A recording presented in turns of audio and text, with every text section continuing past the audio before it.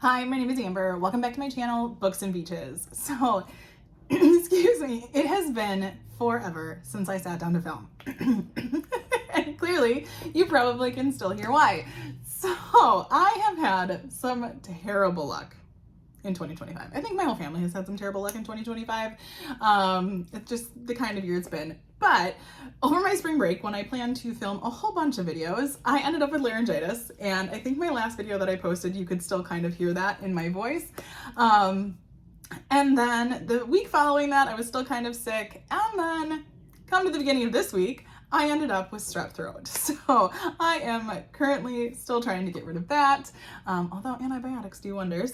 And I just have not had a chance to get any filming done because I didn't feel well. So if any of you are out there having that kind of, late winter / spring, I feel you.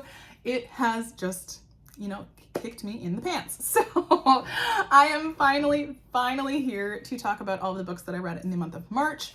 I thought it actually would end up being more, but when I was sick, I just didn't feel like doing anything, and I probably doom scrolled a lot. But it seems like so long ago because it's already almost the middle of April. But I enjoy kind of talking about these and giving you my reviews on books. But I had to go back and figure out, wait, which books did I talk about in my February wrap up and which books do I need to talk about now? So I even have my Goodreads up because I'm like, I need to remember what I read. So the very first book that I finished in the month of March was the Bletchley Riddle. And this is what was by Riddle and, oh gosh, and I'm forgetting the author that teamed up with her. And obviously I'll have the cover here for you. Steve Schinken. And this is geared towards middle grade. It is a book based at Bletchley Park during World War II, which was a place known for a lot of their code breaking that they did. I have read The Rose Code by Kate Quinn, and that was all based on Bletchley Park and the things that they did there. But this is based on a brother-sister duo that end up there and the different, jobs and things that they do there. And I enjoy the read, and I enjoy a lot of World War II reads, but I felt like this, because it was geared towards middle graders, to me it felt a little too high. And there was just a few things, like I remember Jen from the Bookish Blonde talking about this, where it is really hard to imagine a mother doing some of these things to her children. And I just felt like it ended really abruptly. It's 392 pages, which is a really long middle grade. And I just expected it to be more. And so where the story ended, I was like, that's it. So I'm trying not to give any spoilers about it. I think it did a great job, telling the story of Bletchley Park, but knowing that I had read The Rose Code, I felt this one was just a little bit old. And I think rather than saying that it's middle grade, I would feel like it pushes a little bit more on the YA end, but that's just my personal opinion. I do not decide where books should lie. So there's that one. After that, I picked up the short story by Frederick Bachman, and that was The Answer Is No. And Frederick Bachman has always been hit or miss for me. I really liked Beartown, but anything else I tried to pick up for him just wasn't for me. But I was like, hey, this is a short story, it'll help me get back into my Kindle reading groove. And this one was just really odd. And I think it was supposed to be odd. I think it's supposed to be humorous, but it is a story about an apartment building that is dealing with a pile. And it starts where someone leaves a frying pan in a spot that they weren't supposed to, and people just keep leaving other things in this discard pile. And there's humor around it, and we have a guy that seems to be kind of, more of the Hobbit loner type, likes to stay home and, plays video games, be on his own. Absolutely nothing wrong with that. And it just kind of goes from there, and I don't know. It was strange. So it's a very, very short story. It's only 68 pages, but it wasn't for me. So I forgot to say, I gave the Bletchley Riddle 3 stars, and I gave The Answer Is No 2 stars. Just not for me. But after that, I picked up a read that I really, really enjoyed. And this was our March book club pick, and this was Husbands and Lovers by Beatrice Williams. I had not read anything by Beatrice Williams before. I have things on my shelf by her, but just had never picked anything up. So we have 2 different timelines, and I just wanted to make sure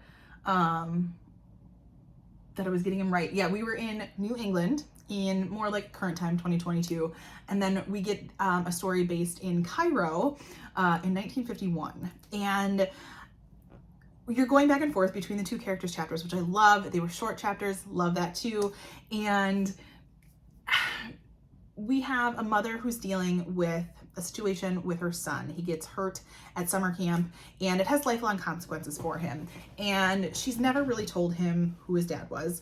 And then we also have this complicated timeline with this woman living in Cairo in the 1950s. And I'm just trying to think, like, yeah, she's got a lot of history to her when it comes to her different relationships and her families and things like that. So I'm being vague on purpose because I think it is a book that you should kind of go into blind, dare I say.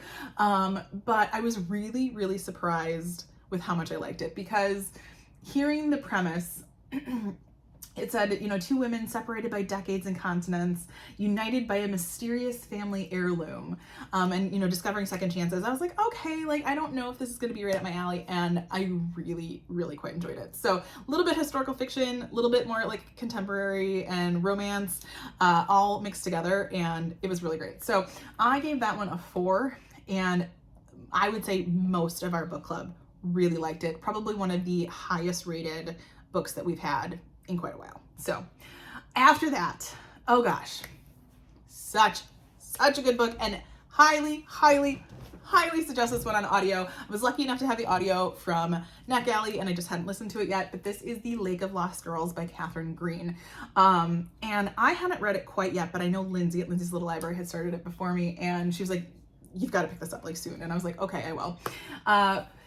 Once again, we have an alternating timeline between current day with one sister and then past timeline with her older sister who went missing in college. And during the time where the older sister was in college, lots of different people went missing. And so you are getting kind of this current timeline with the younger sister who's still living at home.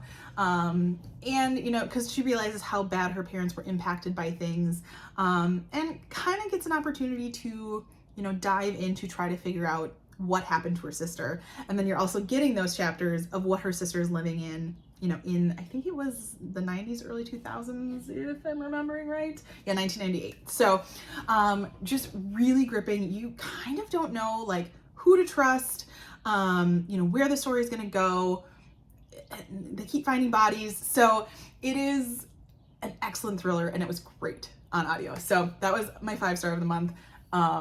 And I really, really enjoyed it. So there's that one. After that, I picked up the very ever popular Funny Story by Emily Henry. This one had been sitting on my, you know, TBR for, TBR pile, I should say, for quite a while. Oh yeah, because this came out in April of last year, so it had been sitting there. And this one is, I'm sure you've heard a lot about it, but if you've been on anywhere in BookTube in the last year, but we have the situation of where we have these two couples, and the man from one couple and the woman from another couple were always good friends, but it was, you know, never the woman that you don't have to worry about kind of thing. And it turns out the groom in our situation, because he was engaged, realizes he's in love with his best friend. And so he leaves his current partner and, you know, decides that he wants to marry this best friend of his. And so both of their exes end up moving in together because they have nothing else. The woman has nowhere else to go, and so she moves in with this ex-boyfriend of the other girl. And, you know, it's predictable in the way that you kind of saw where things were going. There's going to be some trauma. There's going to be some feelings involved. You know, they're in close quarters. So it felt predictable to me. And so I think in that respect, I was like, yeah, okay. Now, I do believe I listened to this one, and this was Julia Whalen. I'm almost positive. Like I said, this feels like so long ago. But it wasn't terrible. And would I say it's my favorite Emily Henry? No. That one will always be the controversial Happy Place.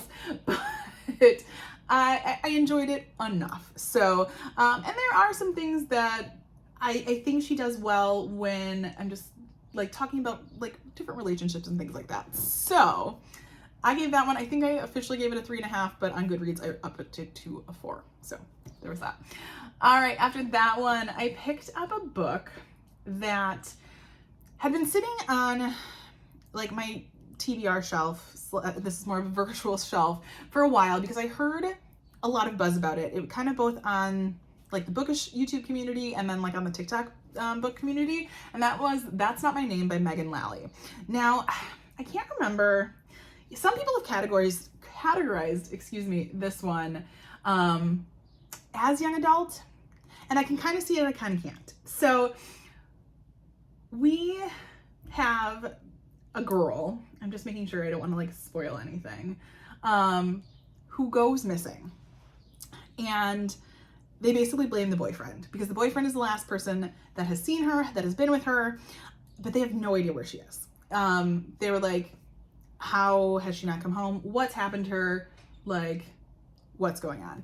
And I'm double checking that I'm not mixing this up in my head, but you're also getting the perspective of a different character. And she has forgotten who she is. So we don't know whether it is our missing girl or not because she has no idea who she is. And you go through this whole story seeing kind of both perspectives. And it is a wild ride, that is for sure. I really enjoyed it because you're going back and forth and you're wondering like, what is this guy doing with this girl in the woods? And so, like I said, I'm trying to keep these as vague as I can so that I'm not spoiling anything, but I gave that one a 4. I really liked it. I will check out other things that Megan Lally has come out with because I think she just had a new one come out this year because this one was published in 2023. So there's that. All right, and then I think the final one that I ended up finishing in March. Gosh, I hope I haven't been saying I made this video. Editing Amber will tell me, but I read Summer Romance, and this is by Annabelle Monaghan. Now, I had this one off of NetGalley. I have previously read a book by Annabelle Monaghan, and that was, of course I can't remember off the top of my head, Same Time Next Summer. I really enjoyed that one. And so I expected a lot out of this one. And I think comparing it to the one that I had read previously, it just fell short for me. So this one, you are getting the perspective of a woman who has either gone through a divorce or she's in the process of going through a divorce, or starts to in this story. They decide to separate at the beginning. Like I said, all of these details sometimes blend together. But she's the mom of 3 kids. She's a professional organizer. Like, that's her thing. So it made me think of like all of those shows that were really popular during COVID, the organizing ones. And, you know, she's just kind of like stuck in her life and like doesn't know what to do. She's like, you know, my husband's gone, like my kids are all over the place. Like, she's just in this rut. And she ends up meeting this guy at a dog park because they both have dogs, obviously. And he is, I want to say, in town for the summer because his parents are moving to Florida and he's taking care of their house and whatever. And so they kind of have this, like, what they want to be like a non-committal summer fling happening. And, you know, it's predictable. And there's some, not miscommunication. The communication wasn't so bad, but there was just something about it that was missing for me. And I can't quite put my finger on it. It could be that I just didn't connect with the main character as much because I'm not a divorced mom of 3. And that happens in books. Not all books are meant to be written for all readers. So I gave this one a 3-star, which is not a bad review by any means. I always feel like I'm a little bit harder on romances than I am anything else. But yeah, there was just something about it that I wasn't finding myself connecting with the characters. So yeah, but those are all the books that I read in the month of March.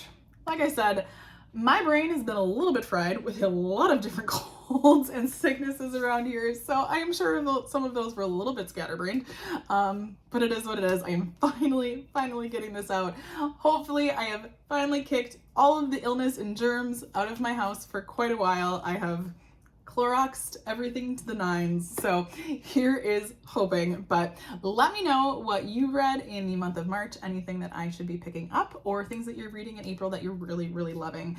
Let me know in the comments below. If you do not want to leave a particular comment, feel free. Ooh, what emoji should we leave? The month of March was a lot of audio for me. So feel free to leave like a musical note or a set of headphones, emoji in the comments to let me know that you were here. But as always, if you like this video, feel free to like and subscribe, and I will see you next time.